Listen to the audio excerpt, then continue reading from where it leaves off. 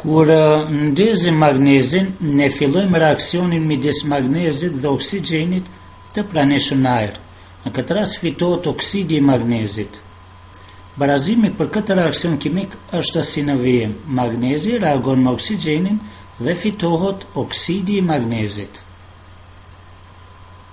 Kur ngrohim glukozën, fitojmë një masë të zezë të përbërë nga karboni dhe uji, i cili grumbullon në muret e prozës. Ky reakcion ka këtë barazim.